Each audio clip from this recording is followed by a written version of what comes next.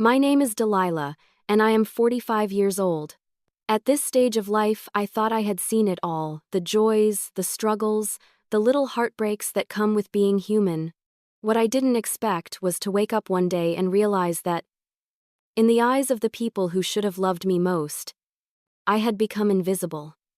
To them, my age meant my story was already over. I wasn't a sister anymore, not really. I wasn't even a woman with hopes and needs of her own. I was just background. When you're younger, people want to know everything about you. They ask about your plans, your dreams, the kind of life you want to build. But once you pass a certain age, it's as though they stop asking. It's as though they've decided who you are and what you'll always be. For me, my family decided I was the caretaker, the dependable one, the woman who gave everything away so they could shine. They carved me into that role years ago, and they never let me out of it. I grew up as the eldest of 3 children. My younger sister, Brielle, was always the glamorous one. She had the kind of beauty that made people stop in their tracks. With long golden hair and an instinct for fashion that could turn heads at every family gathering. Then there was my younger brother, Colton, the charming, ambitious one, the baby of the family who could do no wrong in my parents' eyes. And then there was me, steady, quiet, always the one who put others first. When we were children, I didn't mind it. I loved taking care of things. I liked being reliable. But as the years went on, I noticed how much it cost me. When Mom got sick, I was the one who stayed home, giving up job opportunities so I could drive her to appointments and manage her medications. When Dad's health began to fail, I was the one who learned to balance the bills, cook meals, and manage the household. Brielle and Colton breezed in and out when it suited them, living their lives as though responsibility were a word that didn't apply to them. I told myself it was fine. I told myself that love meant sacrifice, and that one day they would appreciate everything I had given up, but appreciation never came. My parents leaned on me endlessly. But when they praised me, it was always in the same breathless, tired way. "We don't know what we'd do without you." It sounded like love. But in reality, it was an expectation. I was the one who stayed behind while my siblings lived. Brielle chased her modeling dreams, posting glamorous photos online and traveling to exotic places while I sat at home making sure Mom remembered her pills. Colton built his career in real estate, shaking hands, closing deals, and bragging about his successes while I stayed behind to change Dad's bedsheets when he couldn't manage anymore. They saw me not as a sister with her own life, but as the support system that kept their lives running smoothly. And then my parents died. First Mom, after a long battle with illness, and then Dad, who simply couldn't go on without her. Losing them shattered me in ways I still can't fully describe. But even in my grief, I thought that maybe, just maybe, my siblings and I would come together. Maybe, finally, they would look at me as their equal. I was wrong. It started with whispers. We hadn't even finished clearing out my parents' things before Brielle began talking about how perfect the family house would be for her future children she hadn't even conceived yet. Colton started asking about Dad's investments, making casual remarks about how he would manage them better than anyone else. The way they spoke, it was as if the inheritance had already been divided between the two of them, as though I wasn't even a part of the equation. One evening, not long after the funeral, we sat in the living room surrounded by boxes we hadn't yet touched. Brielle crossed her legs elegantly, glancing around with the air of someone who was already redecorating in her mind. "I think I should take the house," she said lightly. "It's perfect for me. I'll probably have kids soon, and this would be such a great place to raise them. It's what Mom and Dad would have wanted." Colton leaned back in Dad's old recliner, twirling a glass of whiskey in his hand like he was already celebrating. "That works for me. I'll take the financial assets. The stocks, the accounts, I know how to make them grow. We can maximize everything." I sat there, stunned, waiting for someone to ask me what I wanted. When the silence stretched too long, I finally spoke. "What about me?" Brielle blinked at me, genuinely confused. "Well, you don't really need much, do you? You're settled, comfortable. I mean, you're not exactly starting a family or building a business. Colton chuckled, not even looking at me. Yeah, she doesn't need much. Honestly, Delilah, you're too old to matter anyway. The words hung in the air, heavier than stone. Too old to matter.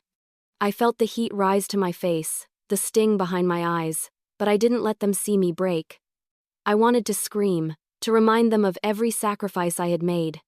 I wanted to ask Brielle where she had been during Mom's worst nights, or Colton where he was when Dad's memory slipped so badly that he forgot my name. But I said nothing. I sat there quietly, my hands clenched in my lap, my heart pounding in my ears. That night, after they left, I walked through the house alone. Every room carried a memory. The kitchen where Mom had taught me to cook, the hallway where Dad used to hang our report cards, the bedroom where I had tucked them into bed during their final years. My siblings looked at this house and saw walls, land, value. I looked at it and saw a life I had given away. I stood in my parents' bedroom, staring at their photograph on the nightstand. They think I don't matter, I whispered. They think I'm finished, but maybe I'm not. For the first time in years, I felt something stirring inside me. Anger, yes, but also determination. If my siblings wanted to erase me, then I would leave behind something they couldn't ignore. I didn't know how yet, but I knew this. They would remember me. I didn't know then that my will would be the one thing they couldn't ignore. It started long before the will was ever mentioned. When Brielle and Colton laughed that night and said I was too old to matter, their cruelty didn't surprise me as much as it should have. Those words didn't come from nowhere. They were the final echo of something I'd been hearing all my life, in whispers and sideways glances, in little moments that built a mountain of resentment I never climbed until it was too late. I was born into responsibility. From the time I was a child, I understood that my place in the family was to help, to carry, to give. When I was 9 years old, I was already making Brielle's lunches and helping Colton with his homework. By the time I turned 12, Mom was telling me I was such a little adult, and Dad was saying he didn't know how he'd manage without me. At the time, I thought it was love. Looking back, I see it for what it was: expectation. Brielle was always the star. Even as a child, she craved attention. She was the little girl twirling in frilly dresses, soaking up applause from relatives during family gatherings. She's going to be something special, they'd all say, and she would smile like she already knew it. Colton, the baby of the family, lived in a different world entirely. He was spoiled, coddled, treated like the crown jewel of our parents' love. Our golden boy, Mom called him. Even when he broke rules or skipped chores, his mistakes were brushed off. His ambitions celebrated before they even amounted to anything. And then there was me, Delilah. The dependable one. The one who didn't sparkle or charm, but who kept everything running smoothly. No one clapped for me at family dinners. No one told me I was destined for greatness. What I heard, again and again, was, "We don't know what we'd do without you." At first, I wore that praise like a badge of honor. I believed I was important, that being needed was the same as being valued. But as the years went on, I started to see the cracks. Being needed wasn't the same as being loved. And it certainly wasn't the same as being respected. I remember one Christmas when I was 22. I had been offered a position in another city, a marketing job that could have been the start of something bigger, something just for me. I sat down at the dinner table, nervous but excited, and told my family about it. Before I could finish, Dad shook his head. "But what about your mother's treatments? We need you here to help." Brielle, still in college, smirked over her glass of wine. "Delilah, you're not really the adventurous type. Just stay here, it suits you better." And Colton, barely 19, didn't even look up from the plate in front of him. He just said, "Yeah, you wouldn't like the city anyway." That was it. Decision made for me. I turned the job down, swallowed the disappointment, and told myself I was doing the right thing. Family first. Always family first. Brielle, meanwhile, chased her dreams without hesitation. She moved away, modeled, and built her online persona as the picture-perfect woman with the perfect life. Colton strutted into the business world, making deals, throwing around money, and treating success like a game he was destined to win. And me? I stayed home. I worked steady jobs to pay the bills, managed appointments, cooked, cleaned, nursed, and sacrificed. I wasn't the sister who had adventures or stories to tell. I was the sister who answered the phone in the middle of the night, who canceled plans, who kept the household alive while everyone else was too busy to notice. Over time, the balance shifted even further. My siblings began to look down on me, not just for staying home, but for being the kind of woman they never wanted to become. Brielle would sweep into the house during holidays, dripping with expensive clothes and expensive perfume. She'd look me up and down with a smile that wasn't really a smile. "You're so good at this domestic stuff," she'd say, as though cooking dinner and folding laundry were the only things I was capable of. Not everyone's meant for the spotlight. Colton wasn't any kinder. He'd sit across from me at family dinners, telling stories about his latest deal or new girlfriend, and then turn to me with that smug grin. "So, still at that little job, huh? You really should get out more, Delilah." The worst part wasn't their words, it was how Mom and Dad responded. They never corrected them. They never told Brielle or Colton to show respect. Instead, they would smile proudly at their achievements, and then turn to me with the same old line, "We don't know what we'd do without you." By the time I was 30, the resentment had already sunk deep. I loved my parents, but I couldn't help but notice the imbalance. I loved my siblings too, but I couldn't ignore the way they treated me. They didn't see me as a sister. They saw me as a fixture, a permanent caretaker, someone who existed only to support them. And as the years went on, the pattern only hardened. When Mom's illness grew worse, Brielle stopped coming around as often, too busy, too delicate to handle the stress. Colton hid behind his work, claiming he couldn't risk losing clients, as if that excused his absence. That left me, as always, to shoulder the weight. I was the one who stayed up through the night listening to Mom's labored breathing. I was the one who reminded Dad where he was when confusion clouded his mind. I was the one who kept the family together while they lived their lives elsewhere. The bitterness grew quietly, like a vine wrapping around my ribs. I tried to push it down, to tell myself that one day they would see, one day they would appreciate everything I had given. But they never did. So when Brielle smirked in that living room after our parents' funeral and told me I didn't need much, when Colton laughed and said I was too old to matter, I realized something. This wasn't new. They had always thought that way. My entire life, they had been shaping me into someone who didn't count, someone who didn't deserve anything of her own. That night, I lay awake thinking about all the years I had lost, the jobs I had turned down, the trips I never took, the relationships I never pursued, all because I believed that being needed was the same as being valued.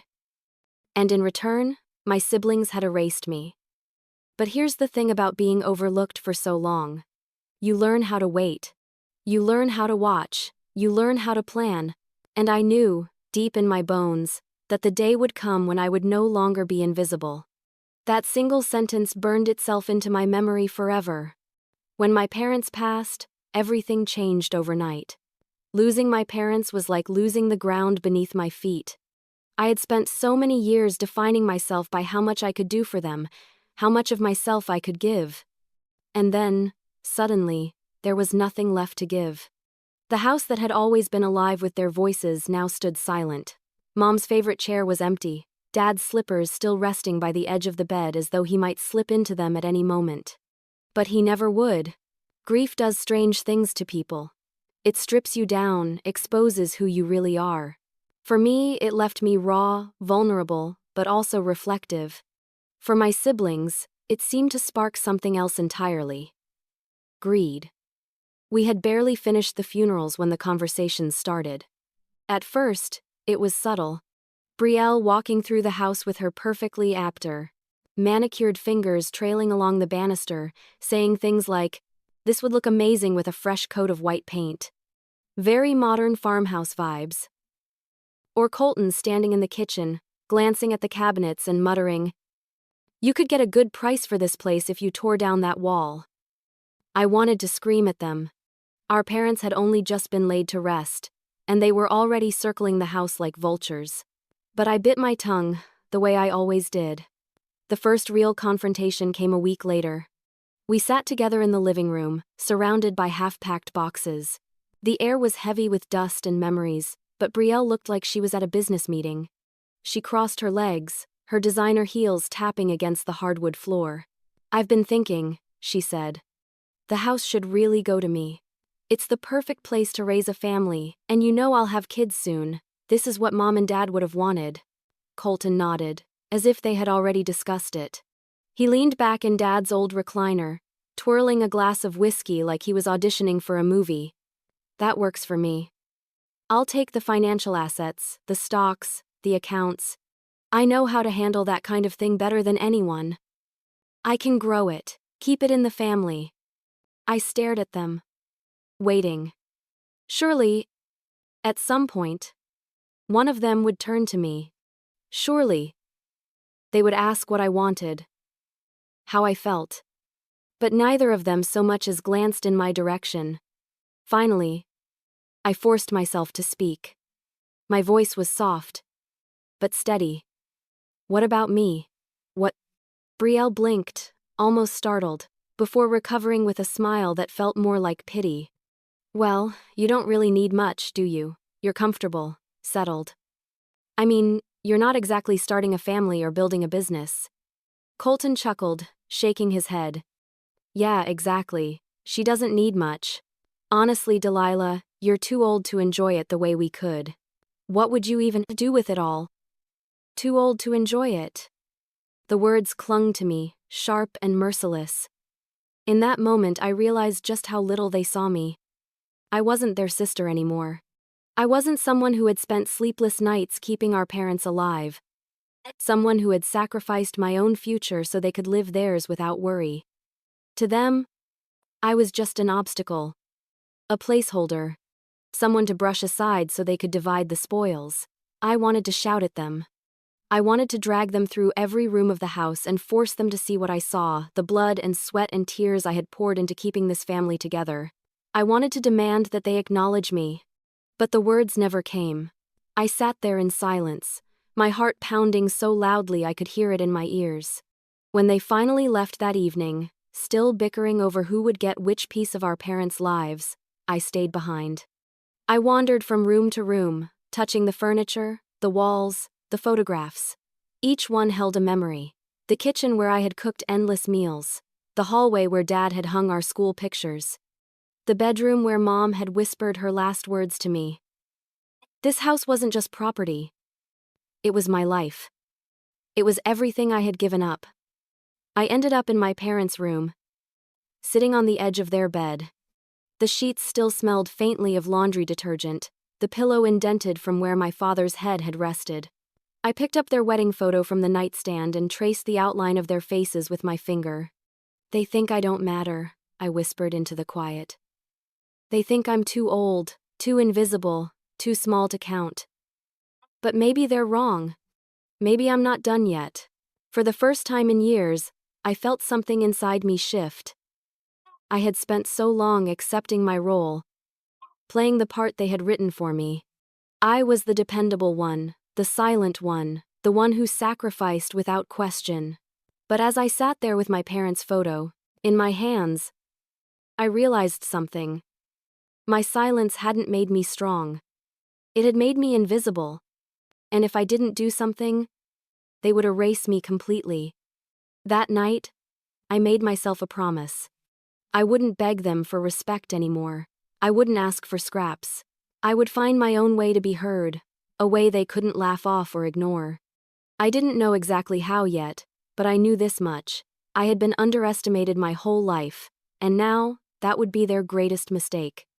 That's when I decided to write my own will. They thought I would accept being overlooked, but I had other ideas. I called Clarissa that night because I needed a friend who could see me, not the version my siblings reduced me to, but the woman who had kept a household together for 20 years and quietly managed to save a few dollars along the way. Clarissa picked up on the second ring, her voice soft and practical, the kind of voice that calms people even when their hands are shaking. She'd been my confidant since Dad's cough first turned into something more serious, She'd sat with me in waiting rooms and lent me books and, once, a half-finished crossword that we finished together over burnt coffee.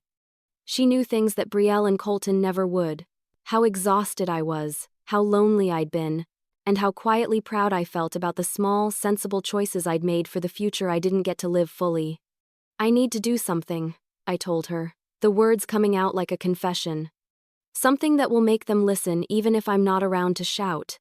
There was a pause, and then Clarissa said, "Then you do it properly. You make sure your voice has the weight of law behind it. You don't leave this to chance, Delilah." Her certainty steadied me more than she could ever know. So we began. Not loud, not dramatic, just careful, methodical work done in quiet hours, after the house had gone dark. Clarissa walked me through the legalities, explained the differences between codicils and trusts, asked about beneficiaries and contingencies, and reminded me to breathe when my chest tightened with the memory of Brielle's laugh and Colton's smirk.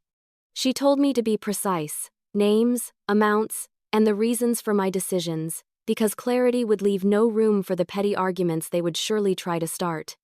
As we made lists, I discovered things I hadn't given myself credit for. Small savings tucked away from decades of steady paychecks, an old 401k that had quietly grown, the deed to a strip of land on the edge of town that Dad had signed over to me years ago without fanfare, the ring Mom had slipped onto my finger in her last lucid hour, things that, to Brielle and Colton, might have seemed like nothing. To me, they were proof.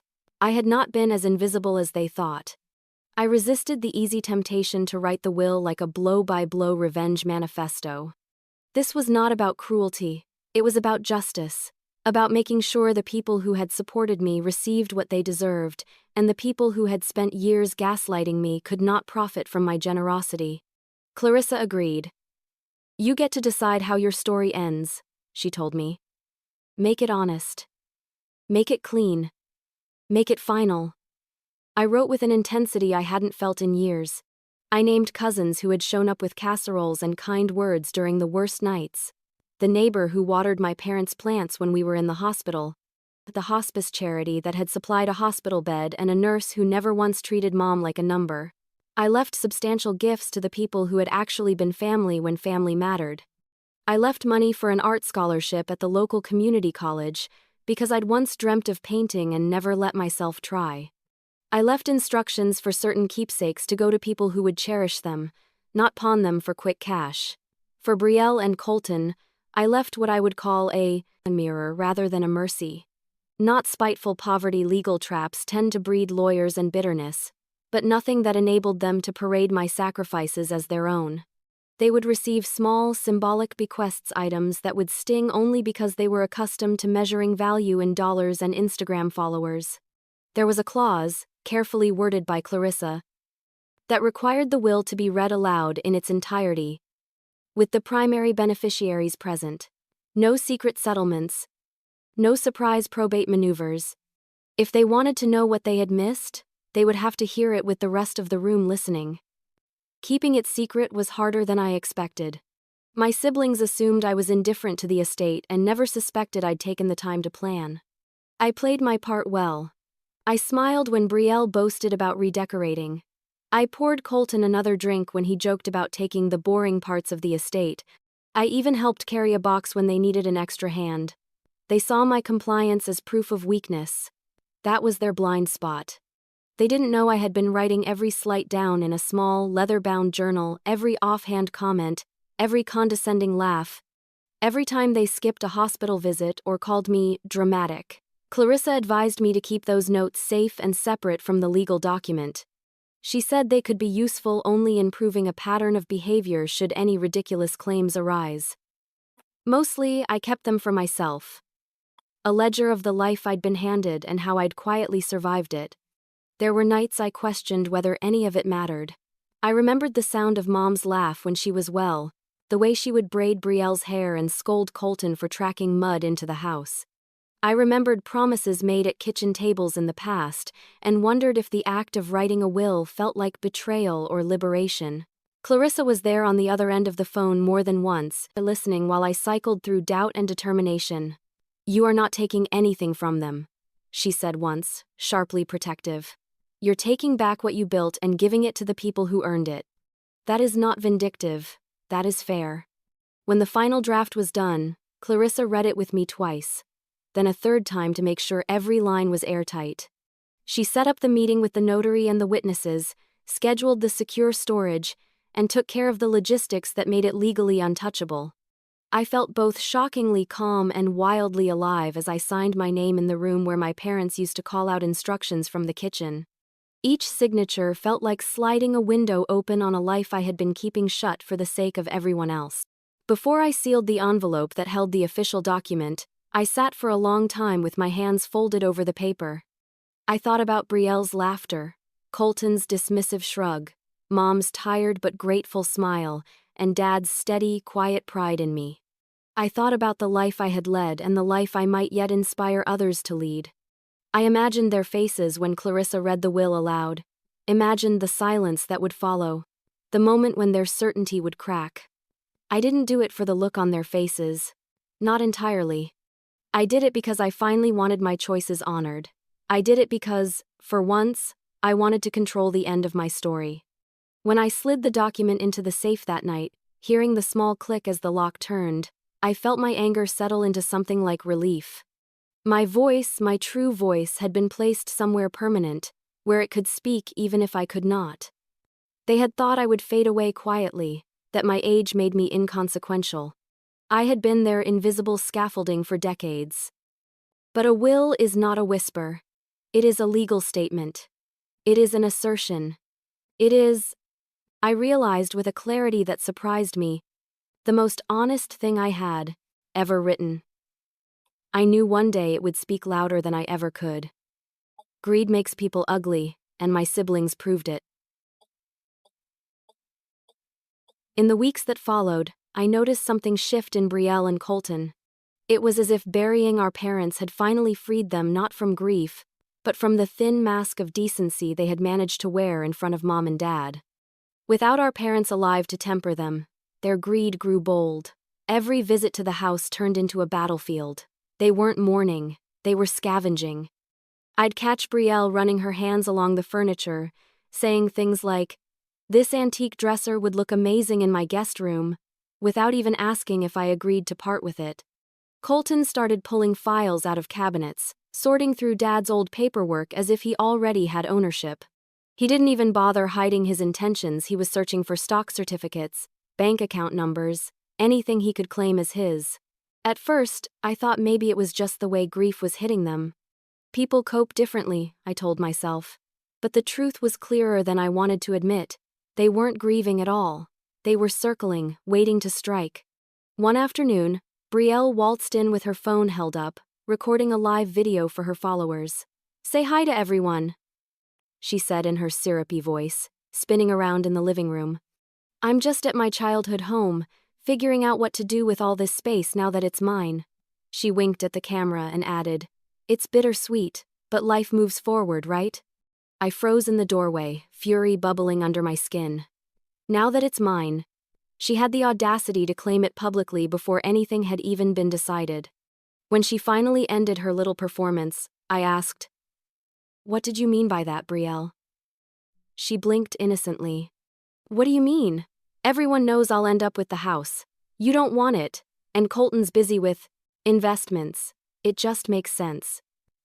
Her confidence was astounding, and her dismissal cut deep.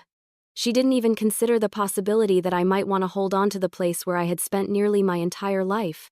To her, I was already erased from the story. Colton wasn't any better. He started coming by late at night, letting himself in with the spare key he wasn't supposed to have anymore. I caught him once, sitting at Dad's desk, rifling through drawers with a flashlight. "What are you doing?" I demanded, my voice shaking with rage. He barely looked up. "Relax, Delilah. I'm just checking some of Dad's old files. He mentioned an account once, and I want to make sure it doesn't get lost. Or you want to make sure you're the first to get your hands on it," I snapped. He smirked, tucking a folder under his arm. "Come on, you wouldn't know what to do with it anyway." That became his favorite refrain. Every time I challenged him, he'd shrug and say, "You wouldn't know what to do with it anyway." as though my years of carefully budgeting, saving, and managing the household meant nothing compared to his so-called business acumen. Their arrogance was suffocating. But I didn't lash out. Not yet. I remembered Clarissa's advice. Patience, Delilah. Let them reveal themselves. Let them dig their own graves. So I bit my tongue, I watched, and I waited. But inside, my determination grew sharper. The more they flaunted their entitlement, the more I realized just how invisible they thought I was. They didn't just underestimate me, they truly believed I was incapable of standing in their way. And that made me dangerous in a way they couldn't see coming. Family dinners became unbearable. Whenever we gathered with extended relatives, Brielle would gush about her plans for redecorating the house. I'm thinking of tearing down the kitchen wall, opening up the space. It'll be so chic, she'd say, her voice dripping with satisfaction. Colton, meanwhile, bragged about how he'd take care of the investments. He even joked once, in front of our aunts and uncles, "Don't worry, Delilah doesn't need much. She's practically retired already." The relatives would laugh uncomfortably, throwing me sympathetic glances but never daring to challenge Brielle or Colton. After all, they had always been the golden children. I was just the dependable one. But I wasn't sitting idle. Every insult, every slight, every greedy move, they all became fuel. At home, I'd write them down in my journal, recording each word like evidence. I wasn't just remembering anymore, I was building a case. And in those quiet nights, when the house was finally mine again, I'd take out the copy of my will and read through it. Each clause, each carefully chosen word was a reminder that I wasn't powerless.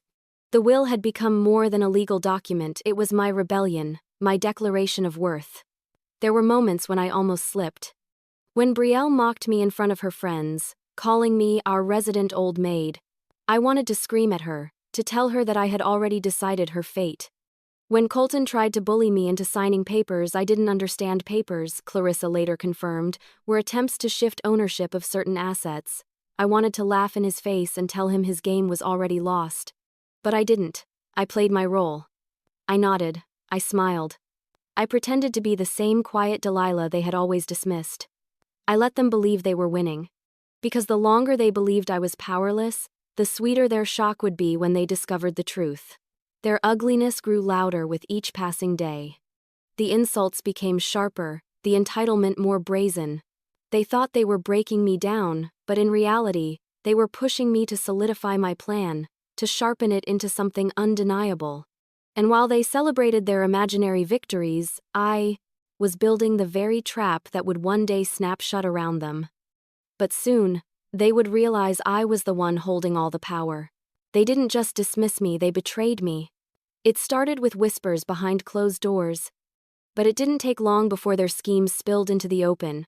Brielle and Colton weren't content to laugh at me anymore. They wanted me erased completely, cut out of the picture as though I had never existed. One afternoon, I overheard Brielle on the phone in the kitchen. She didn't know I was standing in the hallway, listening as her voice carried through the half-closed door. "Delilah's not well," she was saying to someone. "She's unstable. Honestly, I worry about her making decisions. She forgets things, she cries all the time. I don't think she should be left with any responsibility." Her words hit me like a slap. Unstable. She was painting me as weak, unreliable, maybe even unfit to handle my own life. It was a calculated move, and I knew exactly why. She was laying the groundwork, sowing doubts in the minds of anyone who might question why she and Colton were taking everything. Colton's tactics were more brazen. He came to me one evening with a stack of papers and that charming smile he used to close real estate deals.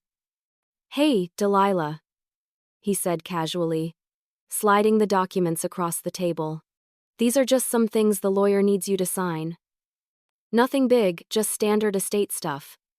It'll make things easier for all of us." I picked them up, scanning the dense, confusing paragraphs. Something about them felt off. My stomach twisted. "What exactly am I signing here?" I asked. Colton leaned back, his smile tightening. "Just trust me, it's paperwork. You don't need to understand every line." But I did understand, at least enough to see what he was trying to do. He wanted me to sign away my claim, my legal rights to the estate. If I hadn't been cautious, if I hadn't had Clarissa in my corner, I might have handed everything over without realizing it. I pushed the papers back across the table. No, not without a lawyer. His expression darkened, the charm slipping away like a mask. You don't need a lawyer, Delilah. You need to stop making this difficult. You're dragging this out, and for what? You're not going to do anything with it. I stood my ground, though my hands were trembling. I said no. The look he gave me that night chilled me to the bone. It wasn't just annoyance, it was contempt. He didn't see me as his sister anymore. He saw me as an obstacle, something standing in the way of what he believed was his. From that moment on, the betrayal became bolder. At family gatherings, Brielle would drop comments designed to humiliate me. Poor Delilah. She'd sigh dramatically in front of our cousins. She's just not herself anymore. The stress has really taken a toll. I'd see the pitying looks from across the table, the subtle nods as people absorbed her poison.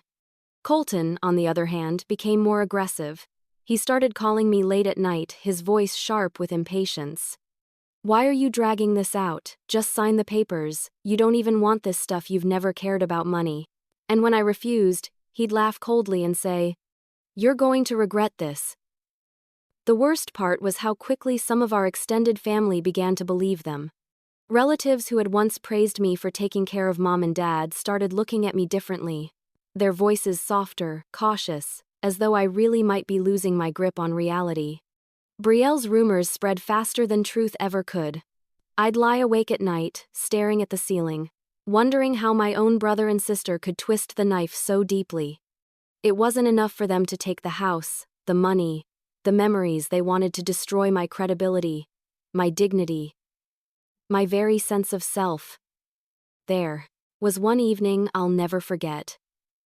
We were sitting around the dining table, a few aunts and uncles visiting. Brielle poured herself a glass of wine and launched into another performance. It's just, I worry about Delilah, she said, shaking her head sadly. She forgets conversations we had. She gets so emotional, and she doesn't seem to understand the financial side of things.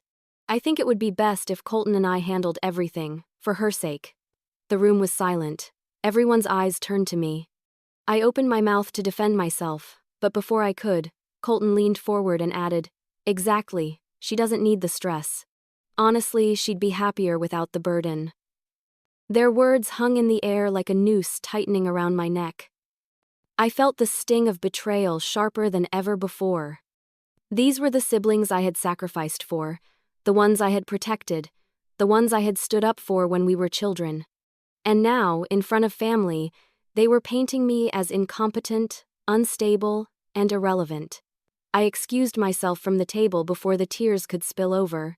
I locked myself in my parents' bedroom, my body trembling with rage. For a long time I just stood there, staring at the photograph of Mom and Dad on the nightstand, trying to steady my breathing. They think they've broken me, I thought. But they're wrong. They have no idea who they're dealing with. Clarissa's words echoed in my mind. Patience. Let them dig their own graves. And that's exactly what they were doing. Every lie, every cruel remark, every manipulation, they weren't just betraying me. They were showing everyone who they really were. I realized then that I was no longer fighting for scraps of respect. I was fighting for my identity, my dignity, and my right to exist in this family's story.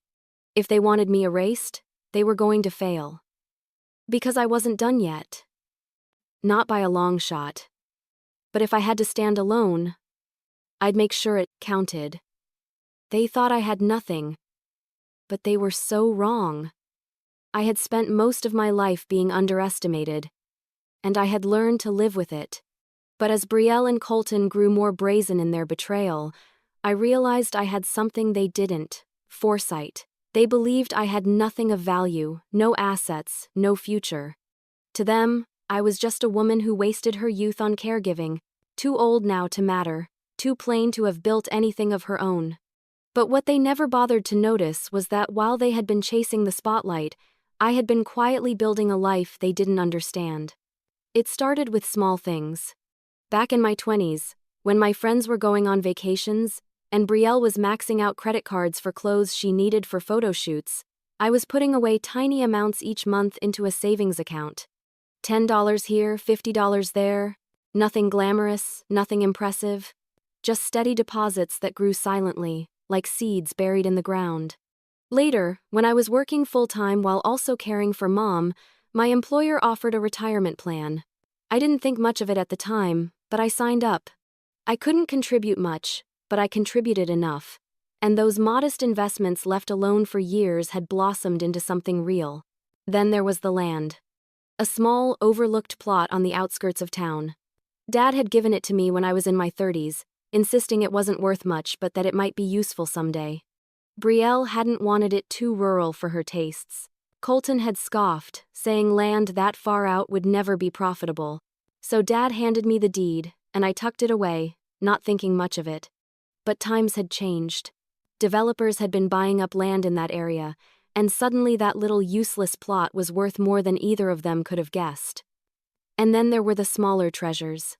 Jewelry Mom had slipped into my hand during her final days, whispering, "Keep this safe, Delilah." A few antique pieces from my grandmother's collection that Brielle had dismissed as out of style, but which any appraiser would recognize as valuable. Even the car I drove, modest and well-maintained, was fully paid off, something neither Brielle nor Colton could say about their flashy, debt-ridden lifestyles. The truth was, while they had been chasing appearances, I had been building stability. I hadn't lived extravagantly, but I had lived carefully. And those careful choices had given me a hidden fortune. The day I sat down with Clarissa to lay it all out was the first time I truly realized how much I had. She spread the papers across her office desk, her sharp eyes scanning every detail. "Delilah," she said softly, "you've done better than you think. A lot better." I stared at the numbers, the appraisals, the values, hardly believing they belonged to me. I had spent so long being told I was small, unimportant, irrelevant. Seeing the tangible proof of what I had quietly built was like breathing for the first time after years underwater. "They don't know about any of this," I whispered. "No," Clarissa said firmly. "And they don't need to. Not yet. Let them keep believing you're powerless. It will make the reveal that much stronger." We worked together to weave everything into my will. I made sure that the charities who had supported us during Mom's illness would receive generous donations. I named friends who had been there for me in ways Brielle and Colton never were. I left thoughtful gifts for people who had truly mattered in my life. Neighbors, cousins, even the hospice nurse who had held my hand when I felt like breaking. Each decision was deliberate, each line of the will a piece of my voice preserved. This wasn't just about revenge anymore. It was about acknowledgement. About making sure that, in the end, the people who had treated me with kindness and respect were the ones who benefited from my life. As for Brielle and Colton, I was meticulous. I left them token items, things that would sting precisely because they expected so much more. To Brielle, I left Mom's old sewing machine, the one she had always mocked me for using, calling it old lady stuff.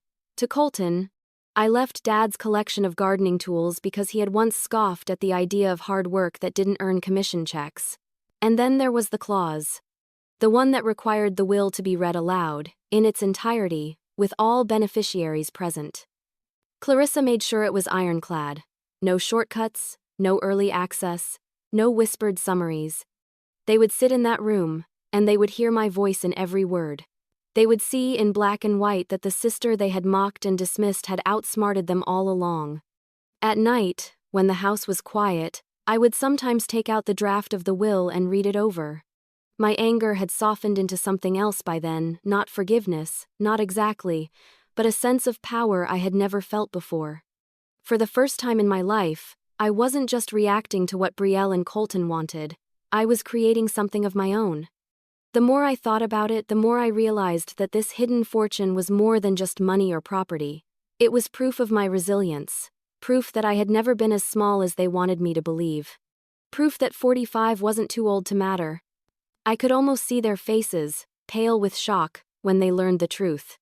Brielle's manicured hands clenching in frustration, Colton's smirk vanishing into disbelief. For years they had told me I was irrelevant. Soon, they would see just how wrong they were. For once, they would have no choice but to listen. There's always that one moment when you realize there's no going back.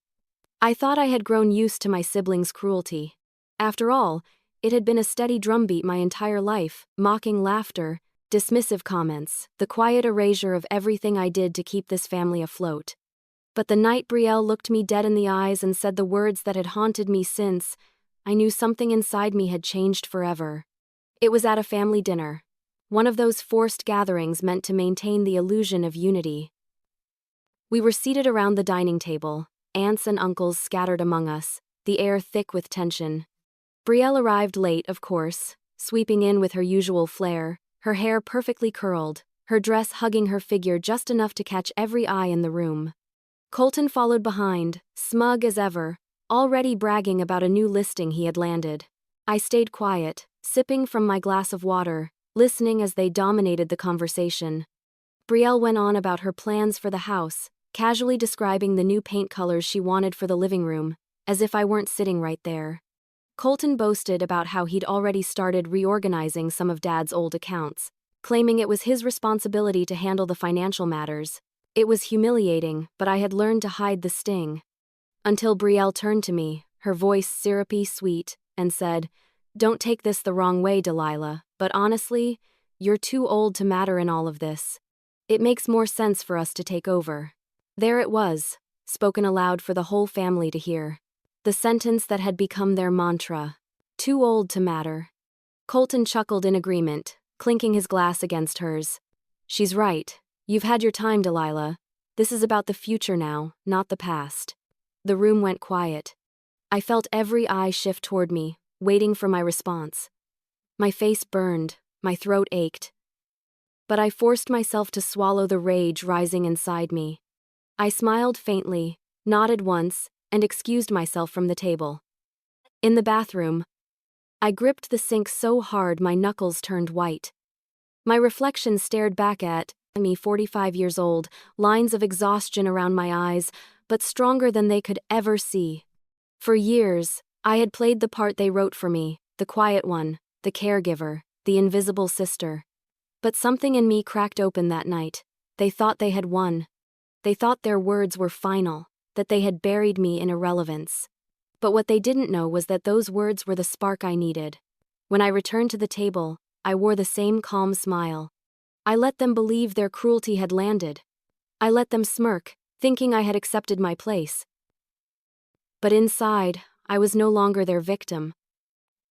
I was planning, calculating. Every detail of my will, every word Clarissa had helped me write, burned like fire in my chest. From that night forward, I stopped hoping for reconciliation. I stopped yearning for their approval. Whatever part of me had still longed to be loved by them died in that moment. I began to notice every little thing with new clarity. The way Brielle's voice sharpened when she spoke about me in front of others, turning me into the family's burden. The way Colton's eyes gleamed when he talked about money, as if it were the only thing that gave life value. They weren't just selfish, they were cruel, calculated, and unashamed. And I realized something else. I had been protecting them all these years without even meaning to. By keeping quiet, by staying in my role, I had allowed them to shine at my expense. I had hidden the truth of who they were. But soon, everyone would see them clearly. Clarissa noticed the shift in me. "You're different," she said one evening as we went over the documents again. "What happened?" "They told me I was too old to matter," I replied simply. "And I decided I'd prove them wrong." She gave me a long, steady look, then nodded. "Good, let them underestimate you. It'll make the truth hit harder." From then on, I no longer felt powerless. Every cruel remark, every dismissive, became fuel. I let them believe they were breaking me down, when in reality, they were sharpening me into someone they wouldn't recognize until it was too late. I started keeping a different kind of journal. Not just their words, but my responses, or rather, my lack of them. Every time I smiled instead of snapping, every time I nodded instead of arguing, I marked it down. It became a tally, a record of every moment I let them dig deeper into their own arrogance. And it worked. Brielle grew more reckless, making jokes about me being the spinster aunt who'll end up in a rocking chair. Colton became bolder, bragging to extended family about how he and Brielle were taking care of things now that Delilah can't. Their words spread, their reputations shifting subtly, even among the relatives who once admired them. Some people began to frown when Brielle spoke too harshly, or when Colton laughed at my expense. They didn't notice. They were too wrapped up in themselves to realize that the tide was turning, but I noticed. And I knew it was only a matter of time before everything they had said, every insult they had hurled at me, would come back to haunt them. That dinner was the final straw, the moment I crossed a line inside myself. There was no going back. I wasn't just planning anymore. I was committed. The will wasn't just a document now, it was my weapon, my shield, my final word. And when the time came, they would have no choice but to hear me. They thought age made me powerless, they couldn't be more wrong. Life has a way of reminding you how fragile it is. It began with something so small. I almost ignored it. A tightness in my chest one morning as I carried laundry up the stairs. A strange fatigue that lingered long after I should have recovered. I told myself it was just stress, the strain of dealing with Brielle and Colton. The exhaustion of holding everything together. But then the dizziness came. Sudden and sharp, leaving me gripping the edge of the counter just to steady myself. When I finally went to the doctor, I half expected him to wave it away, to tell me I was fine. Instead, his face grew serious as he listened to my heartbeat, as he tapped notes into the computer. After a battery of tests, he folded his hands and looked me directly in the eye. Delilah, we've found some irregularities. Nothing we can't manage, but it's important that you understand. You need to slow down. You need to take care of yourself. His words chilled me. I had spent so many years taking care of everyone else, that the thought of needing care myself felt impossible. And yet, here it was, my body forcing me to acknowledge its limits. I left the office with a packet of instructions and a gnawing sense of dread. For the first time in years, I thought about my own mortality. Not just in the abstract way I had thought about death when Mom and Dad passed, but in a way that pressed against my ribs and made my throat tighten. That night, I sat in my bedroom with the will spread out before me. I read every line, every clause, as if I were seeing it for the first time. It wasn't enough just to have it written, it had to be flawless. Ironclad. My siblings would not hesitate to challenge it if they thought they could, and I wasn't about to leave them any openings. I called Clarissa the next morning. I need to make sure everything is final, I told her. My voice shook as I explained what the doctor had said. She was silent for a moment, then replied firmly, "Then that's what we'll do. We'll make it airtight, Delilah. No one can take this from you." Over the next week, we met several times. Clarissa walked me through each document, each signature, each witness requirement. We double-checked everything, then checked again. She had me create copies, all notarized, all sealed, stored in multiple secure places. One copy went into her firm's vault, another into a safe deposit box, a third into the fireproof safe in my closet. With each step, I felt something shift inside me. The fear of death was still there, but it was tempered by something stronger, determination. If my time was shorter than I imagined, then I would not waste it being silent. My siblings had stolen enough of my years already. They would not steal my legacy. And yet, in those quiet hours when the paperwork was done and the house fell silent, the ache of betrayal still pressed heavy on me. I thought about the way Brielle had laughed when she called me irrelevant. The way Colton had smirked as he tried to trick me into signing away my rights. They hadn't visited me once since my health scare. Not a phone call, not a text, not a question about how I was holding up. The only messages I received from them were about the estate. When would things be divided? When would the house be listed? When would the money come through? Their absence hurt more than I wanted to admit. For all my anger, for all my resolve, a part of me had still hoped that maybe, deep down, they cared. But the truth was undeniable now. They didn't. Not about me, not about the years I had given, not about the sacrifices I had made. It was in that loneliness that I realized something. My will wasn't just a statement of revenge, it was my voice. My proof that I had mattered, that I had lived a life worth remembering, even if my siblings refused to see it. Clarissa must have sensed the weight on me. One evening, as we sat in her office going over the final draft, she put her hand over mine. "Delilah," she said gently, "this will isn't just paperwork. It's you taking control. It's you saying, 'I mattered, my choices mattered.' That's powerful, don't forget that." Her words settled into me like warmth in a cold room. When the last signature was complete and the final documents were sealed away, I felt a strange sense of peace. For years, my life had been dictated by the needs and wants of others. But now, for the first time, I had created something entirely my own, something that would outlast their cruelty. Of course, I didn't tell Brielle or Colton about my illness. Why would I? They would have seen it as an opportunity, another way to pressure me, another excuse to tighten their grip on the estate. Instead, I let them keep believing I was fragile, powerless, irrelevant. Let them laugh. Let them sneer. They had no idea what was waiting for them. I still remember sitting by the window late one night, the cool air drifting in as I looked out over the yard. My parents' house loomed around me, filled with echoes of their lives and mine. For the first time, I didn't feel trapped in it. I felt in control. My siblings thought they had erased me. But soon, my voice would fill every corner of that house and beyond. When I was gone, they would hear me louder than ever.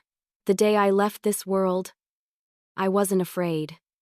When I was younger, death was something I thought of as distant, a shadow that belonged to other people. I saw it take grandparents, then neighbors, then eventually my parents, but I never thought much about my own. Not really. I was too busy surviving the present, caring for others, sacrificing what little I had, fading into the background of everyone else's story. But after the doctor's warning, death no longer felt like a shadow in the distance. It was in the room with me, sitting quietly in the corner, reminding me with every short breath, every dizzy spell, every ache in my chest that time was not infinite. And yet, I wasn't afraid. Not anymore. I had lived a life that most people would never notice. I hadn't traveled the world, hadn't chased wild dreams, hadn't built a family of my own. But I had given love where it was needed. I had been present when no one else was. I had carried more than my share, and I had done it without asking for applause. For a long time, I thought that made me invisible. But now, as I prepared to leave this world, I realized it made me strong. My final days were quiet. I stayed mostly in my parents' house, moving slowly from room to room, touching the memories that clung to the walls. The kitchen where Mom used to hum as she stirred soup. The recliner where Dad had dozed off watching his favorite shows. The garden I had tended when they were too weak to do it themselves. Each place whispered with echoes of my life, and theirs. Brielle and Colton didn't visit, not once. Not a phone call, not a knock on the door. They were too busy arguing over what they thought was already theirs. Sometimes I'd hear from relatives that Brielle was planning renovations for the house, or that Colton was boasting about the portfolio he would inherit. The cruelty of their indifference should have broken me, but by then it only strengthened my resolve. They weren't the judges of my worth. They never had been. Clarissa came often. She sat by my side, sometimes talking, sometimes simply keeping me company in the silence. She reminded me that everything was in place, that my voice would be heard even after I was gone. She treated me not as a fading woman, but as someone who still mattered, right until the end. For that, I loved her more than words could say. I remember one particular evening, sitting with her by the fireplace. My body was weak, but my mind was sharper than ever. "They'll never expect it," I whispered, my lips curling into the faintest smile. "No," she agreed softly. "They won't, and that's the beauty of it." We laughed together then quietly, but with a kind of freedom I hadn't felt in years. It was the laugh of someone who knew the ending was already written, and that it belonged to me. When the end finally came, it wasn't dramatic. There was no sudden collapse, no desperate struggle. Just a gradual slipping away, like a tide receding from the shore. My breaths grew shallower, my body lighter. I remember, lying in bed, the same bed my parents had once shared, staring out the window at the night sky. The stars seemed so bright, so close. I thought about the little girl I had once been, carrying too much responsibility on her small shoulders. I thought about the young woman who turned down a life-changing job because her family needed her. I thought about the countless nights of exhaustion, the sacrifices that no one remembered, the loneliness that nearly consumed me. For years, I believed all of it meant my life was small, forgettable. But in that moment, I understood the truth. My life mattered not because of recognition, but because of the love and care I gave freely, even when it went unnoticed. My final thought before the darkness closed in was simple. Now they'll see who I really was. The funeral was a blur, or so I've been told. I wasn't there to feel the weight of the day, but I can imagine it. Brielle showing up in black designer clothes, posing even in grief, her tears carefully curated for sympathy. Colton shaking hands at the graveside as if he were networking at a business event. His smile polite but hollow. They wept, I'm sure. But not for me. Their grief was for the delay in claiming what they thought belonged to them. The relatives came, of course. They spoke kindly of me, but many of them didn't know the full story. They knew I was dependable, the one who took care of my parents. They said I was selfless, that I had a good heart. Those words were true, but they didn't capture the depth of it. They didn't know about the sacrifices that had cost me my own life. They didn't know about the will, not yet. I could almost see Brielle smirking at the reception afterward, her arm looped through Colton's as they whispered to each other. She probably told him how she would redecorate the house, how she'd tear out the wallpaper and replace it with something modern. He probably boasted about how he'd liquidate assets quickly, how he'd invest the money in some new deal. They thought they had won. But my voice was waiting for them. Clarissa held the documents with the same care one might give a sacred text. She knew exactly what was coming, and I imagine she must have felt a quiet satisfaction watching Brielle and Colton strut around in their arrogance. The date had been set. The will would be read aloud, every word preserved, every truth laid bare. And when that day came, there would be no hiding, no pretending, no laughing at my expense. They would have to sit in silence and hear me. Even in death, I wasn't done. But the lawyer's voice would soon wipe that smile away. The silence in the lawyer's office was suffocating. The day of the will reading arrived like a storm cloud I had always known was coming. Clarissa had sent out the notices weeks in advance, and despite their smugness, Brielle and Colton both showed up right on time. Of course they did. They were certain this was the day their rewards would finally be handed to them. The office was a small, elegant space downtown, lined with shelves of law books and certificates in neat frames. A polished wooden table sat in the center of the room, and that's where everyone gathered. My siblings, several extended relatives, and Clarissa at the head, calm and unreadable as always. Brielle arrived in a tailored black dress that looked more suited for a fashion show than a legal proceeding. She swept in with her phone tucked in her hand, snapping a quick photo of her reflection in the glass door before taking her seat. Colton followed behind in a sharp suit, shaking hands with relatives as though he were closing a business deal. His smile was confident, practiced, but I could see the glint of greed behind it. They sat close together, whispering and smirking as Clarissa organized the papers in front of her. Brielle crossed her legs and leaned back, her eyes already gleaming with victory. Colton tapped his pen against the table, as if impatient to hear the numbers he thought were owed to him. Clarissa cleared her throat, and the room stilled. Her voice was steady, her expression professional. We are here today to read the last will and testament of Delilah Hart. Even hearing my name spoken that way gave me a strange sense of satisfaction. For years I had been invisible, the sister in the background. But now, all eyes were on Clarissa, and every word she spoke would be mine. She began with the formalities, the declaration of sound mind, the witnesses, the legal validity. I imagined Brielle barely listening, twirling her hair around her finger, and Colton checking his watch, waiting for the part where the wealth was divided. Then came the heart of it. To my beloved sister Brielle, Clarissa read, her voice carrying through the room. I leave my mother's sewing machine. You once told me it was old-fashioned and pointless, but it reminded me of how Mom stitched love into every piece of fabric she touched. May it remind you of the value of work that doesn't seek applause. Brielle's smile faltered. A ripple of confusion spread across her face as a few relatives shifted uncomfortably in their seats. She forced a laugh, waving her hand as if it were a joke. But the room was too quiet for her performance to land. Clarissa continued, unbothered. To my brother Colton, I leave my father's gardening tools. You once mocked the dirt on his hands, saying you preferred work that paid real money. But these tools taught me patience, persistence, and care qualities you never seemed to value. May they remind you that not all work is measured in dollars. Colton's jaw tightened. He sat up straighter, his pen no longer tapping. The smirk he had worn since arriving slipped away, replaced by something colder: confusion, then anger. Clarissa turned the page. To my cousins, aunts, and friends who showed kindness during my life, I leave financial gifts and keepsakes as tokens of gratitude. You may not realize how much your presence meant to me, but it was your compassion that sustained me when I felt most alone. Gasps rippled around the table as names were read: gifts to cousins who had checked in during my parents' illness, to the neighbor who had shoveled my driveway, to the hospice nurse who had held my hand when I broke down. Faces lit with surprise and gratitude, while Brielle and Colton sat frozen, waiting for their names to appear again, certain there was more.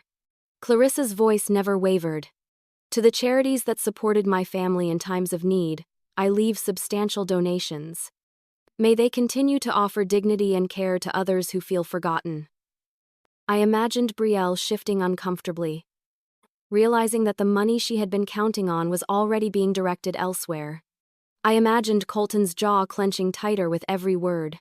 Finally, Clarissa read the closing paragraph, the one I had written with trembling hands but absolute clarity of purpose. To my siblings, Brielle and Colton, I leave nothing more. You have made it clear throughout my life that you believed I was too old, too plain, too irrelevant to matter. You mocked my sacrifices, dismissed my worth, and treated me as though I were invisible. And yet it was my care, my labor, and my sacrifices that allowed you to live the lives you so proudly display. You will receive no part of the wealth I built, no claim to the legacy I leave behind. I leave you only this truth. My silence in life was not weakness, it was restraint. And my voice, preserved in this will, is the proof that I mattered more than you ever dared to admit. The room went utterly still. I could picture Brielle's face draining of color, her eyes darting around the table, desperate for support. I could see Colton leaning forward, his hands gripping the edge of the table as if he could hold back the words themselves. Clarissa set the papers down, gently. This concludes the reading of the will. Gasps and whispers filled the room. Relatives exchanged glances, some with shock, others with quiet approval. A few even smiled, as though they had long suspected the truth but had never seen it spoken aloud. Brielle broke first. "This is a joke," she snapped, her voice trembling. "It has to be a joke. She couldn't. Colton's face was a mask of fury. "This isn't legal. You manipulated her," he accused, pointing a shaking finger at Clarissa. "She wasn't in her right mind. We'll contest this. We'll take it all back." Clarissa, calm as ever, slid a stack of documents across the table. "Everything is legally sound. Witnessed, notarized, filed, and secured. Your sister made her wishes very clear. Contesting it will only waste your time and money. The law is not on your side." The fury in their eyes was almost enough to make me laugh, even from beyond the grave. They had come expecting wealth, ownership, victory. What they received instead was the truth they had spent their lives trying to bury. For the first time in decades, I had the last word. The room exploded in gasps as their faces drained of color. Some people show their true selves when faced with nothing. The moment Clarissa's voice faded, the room turned heavy with silence, the kind that crushes down on everyone present. For years, Brielle and Colton had been so certain of their place above me, so smug in their belief that my life amounted to scraps. And now, in the span of a few minutes, their imagined empire had collapsed around them. Brielle was the first to shatter the quiet.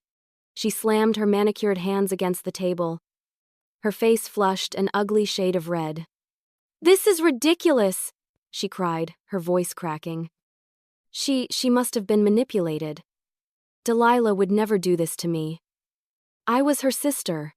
Her words dripped with hypocrisy, and I could almost laugh at the irony. Her sister, as though she had ever treated me like one. Colton leaned forward, his eyes narrowing at Clarissa. "This is fraud," he hissed. She was sick. She didn't know what she was doing. You filled her head with lies.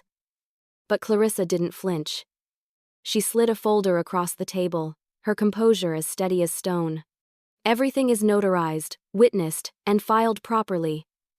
You may accuse me all you like, but the law is on Delilah's side." This is her voice, not mine. Whispers broke out among the relatives. Some were shocked, others openly pleased. My cousin Elise leaned toward another cousin, murmuring, "Good for her. About time someone put them in their place." I wish I could have seen the looks on Brielle and Colton's faces, then those gasps of betrayal and disbelief, but even imagining it from beyond filled me with satisfaction. Brielle stood abruptly, her chair scraping against the floor. "This isn't over," she spat. "I'll sue. I'll drag this through court if I have to. She can't just erase us like this." But Colton didn't follow her lead this time. His face had drained of color, his jaw tight with fury. For all his arrogance, he knew the truth. Clarissa had made the will airtight. Contesting it would only expose them further, dragging their greed into public record. Instead, he sat back slowly, his fists clenched on the table. "She planned this," he muttered, his voice low and seething. "She planned this from the start." Yes, I thought. I had planned every word, every choice, every line crafted to strip away their illusions and force them to face who they really were. Relatives began to leave the office in clusters, some murmuring condolences for Brielle and Colton, but most offering quiet nods of respect toward Clarissa. My siblings, however, remained rooted in their seats, caught between rage and humiliation. Brielle's tears smudged her mascara, leaving black streaks down her cheeks. Colton's face was carved into stone, the anger in his eyes burning like coals. Later, I learned how quickly their reputations unraveled. Brielle, who had always curated her life so carefully online, couldn't hide the cracks. Her followers noticed the bitterness in her posts, the sudden absence of the house she had promised to make her own. Some even began to call her out, asking why she had expected to inherit when she had done nothing to care for her parents.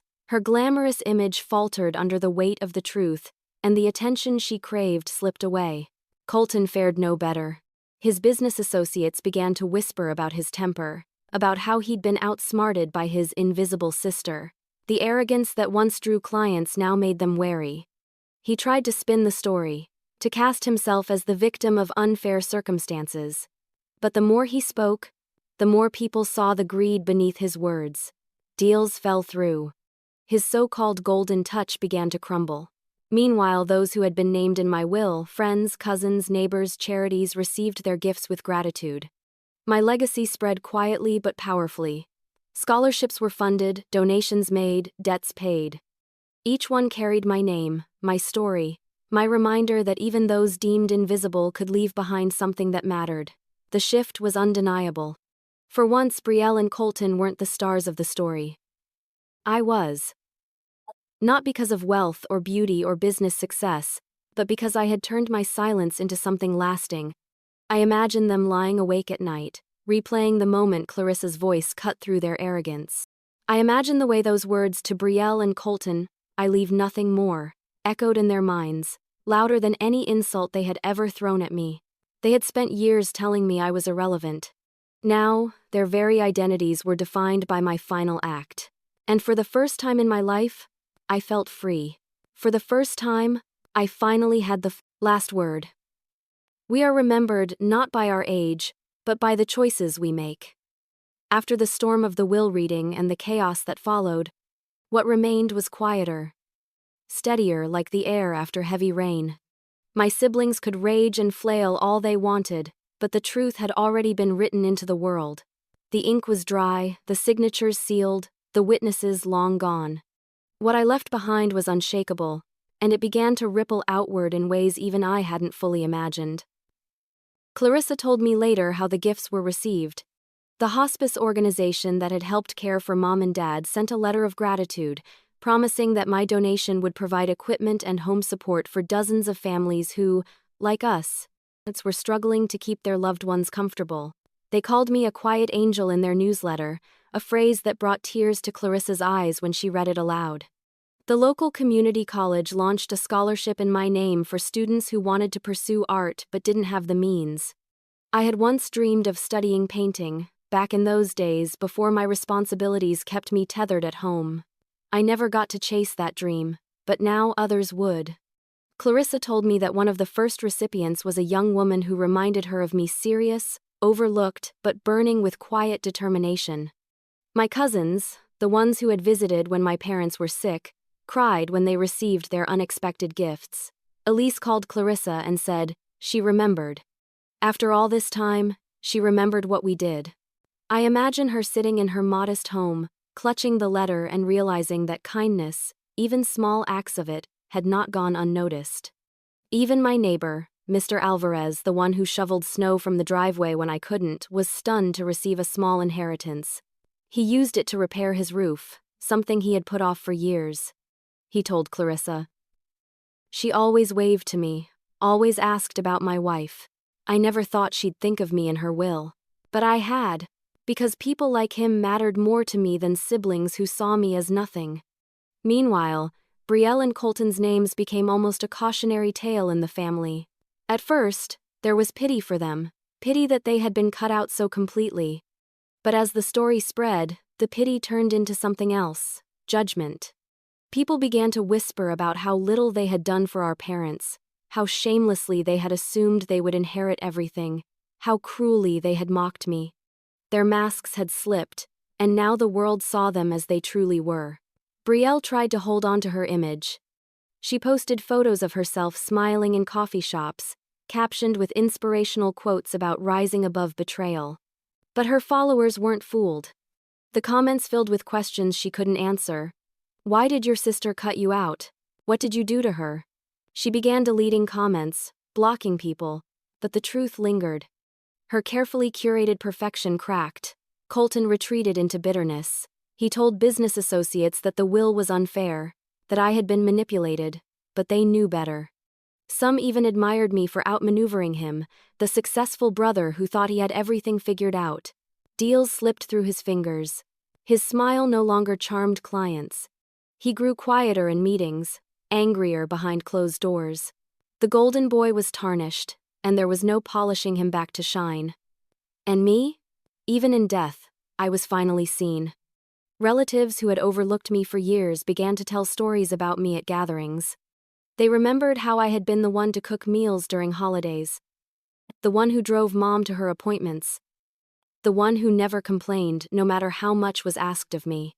They said, Delilah was the strongest of us. We just didn't realize it at the time. Children who barely knew me grew up hearing about what I had done, how I had stood up, in the end, and taken control of my own story. My name became not just a memory, but a lesson. And as the donations spread, as scholarships funded dreams, as small kindnesses were repaid with unexpected gifts, my legacy grew larger than I ever was in life. I had spent so many years feeling invisible, irrelevant, too old to matter. But now, I mattered in ways my siblings never could. I like to imagine Brielle walking past the community college one day, seeing my name etched onto a plaque for the scholarship fund. I like to imagine Colton opening a newspaper and reading about the hospice program that carried my name. I like to think of the way their stomachs must twist, realizing that the sister they dismissed had left behind more than they ever would, because that's the truth of it. Legacies aren't built from beauty or wealth or ambition, they're built from choices. And my choices, quiet, patient, overlooked, were stronger than their arrogance ever could be. I once believed that age diminished a person's worth, that once you passed 40, people stopped seeing you. That's what my siblings wanted me to believe. But now, I see it differently. Age doesn't erase us. If anything, it sharpens us. It gives us the clarity to see what really matters, and the courage to claim it. I may have been 45, but my voice carried further than theirs ever would. Because while they measured life in attention and applause, I measured mine in care, in sacrifice, in love. And in the end, it wasn't their names people remembered. It was mine. Too old to matter? I mattered more than they ever knew. If you've ever been told you're too old, listen to me now. My story isn't just about inheritance. It isn't just about betrayal or revenge. It's about worth, the kind of worth that can't be measured in money, beauty, or youth. For most of my life, I believed I was invisible. I believed my age, my sacrifices, my quiet ways made me less valuable than the people around me. My siblings certainly reinforced that belief every chance they got. Too old to matter. Those words followed me like a shadow. They tried to convince me that my time was over, that my role was finished, that I should step aside so they could claim the future. But I want to say something now. Not just to them, but to anyone who has ever been made to feel that way. They were wrong. And if you've been told the same thing, whoever said it to you was wrong too. Life doesn't stop at 40, it doesn't stop at 50 or 60 either. As long as you are breathing, your story is still unfolding. Every choice you make, every act of kindness, every refusal to give up, those things matter. They add up. They ripple outward in ways you may never see in your lifetime, but they endure. I used to envy Brielle and Colton. They seemed to have it all: beauty, ambition, recognition. People admired them, people celebrated them. Meanwhile, I was the one in the background, the dependable sister who never shined. But when it came down to it, when the masks were ripped away, it was my choices, not theirs, that carried weight. Not because I was perfect, not because I had lived some glamorous life, but because I had lived authentically. I had given when it was hard. I had stayed when others walked away. I had chosen care over comfort, responsibility over recognition. And even though those choices made me invisible for a time, they became the foundation of the legacy I left behind. If you're listening to my story right now, maybe you've been overlooked too. Maybe people in your life have made you feel irrelevant, too old, too quiet, too plain. Maybe you've been told that your best days are behind you. I want you to hear me when I say this. You are not finished. Your voice still matters. Your story is still being written. I know how it feels to long for acknowledgement, to ache for someone to say, "I see you, I value you." And I know how painful it is when that acknowledgement never comes. But what I learned the hard way is that you don't need their validation to prove your worth. Sometimes, the most powerful thing you can do is take back the pen and write your own ending. That's what my will became for me. Not just a legal document, but my voice carved into permanence. A declaration that I was here, that I mattered, that my life was more than the dismissive words of people who never truly knew me. It wasn't about punishing my siblings, it was about refusing to let them erase me. And that's what I hope you take from this. You don't have to accept the version of yourself that others hand to you. You don't have to shrink into the background because someone decided you were too old or too ordinary. You have every right to stand up, to claim your place, to remind the world that you are still here. Maybe you won't write a will like I did. Maybe your act of defiance will look different. Maybe it's starting something new, chasing a dream you put aside, or simply refusing to let anyone make you feel small again. Whatever it is, do it. Because your worth doesn't expire. I once thought my silence was strength. I thought enduring made me noble. But strength isn't silence. Strength is speaking, even when your voice shakes. It's claiming your truth, even when others try to drown it out. My siblings believed my age had ended my story. But in truth, it gave me the wisdom to end it on my own terms. Now, when I think of my life, I don't think of invisibility anymore. I think of the scholarships, the donations, the small gifts that continue to ripple outward. I think of the people who were kind to me, and how I was able to thank them. I think of the fact that, in the end, I wasn't erased, I was remembered. And that is what I want for you too. To be remembered, not for perfection, not for glamour, not for success as the world defines it, but for the choices you make when no one is watching, for the love you give freely, for the courage you show when you refuse to let others define your worth. I'm 45 years old. To my siblings, that meant I was irrelevant. But to the people who truly mattered, to the ones who saw me, I was timeless. My age didn't erase me, it defined me. It gave me the clarity to understand that dignity and worth don't come from youth. They come from resilience. So if you've ever been told you're too old, too plain, too invisible, listen to me now. You are not finished. You still matter. Your voice can still echo long after you're gone. Because in the end, I was never too old. I was never invisible. I was timeless. Because in the end, I was never too old. I was timeless.